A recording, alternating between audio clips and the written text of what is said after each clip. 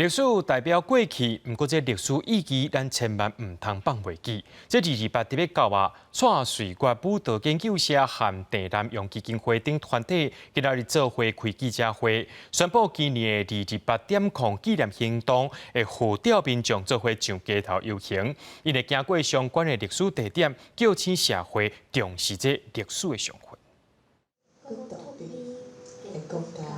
用手纪念1947年的春天这首诗，蔡瑞国舞蹈研究社等民间团体穿乌纱，伫背部打出火脚印，象征无法度抹除的伤痛，宣布228迄日的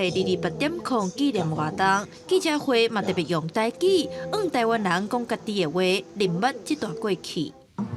咱台湾人是安怎失去咱家己的语言，失去咱家己的文字？那对咱这个意识。爱用中国来孝念咱家己无去的人，安尼正义是咧倒位？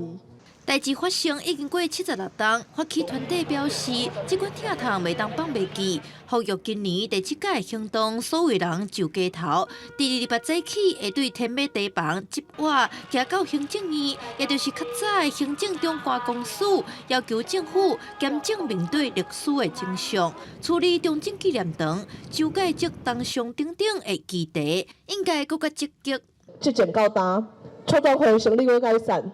毋过臭头庙甲自由游园菜伫遐开咱台湾人的钱甲资源，那不应该讨论啥物号做臭头庙转型，咱应该爱做的就是先拆，咱拆了才来讲迄个地要安怎使用。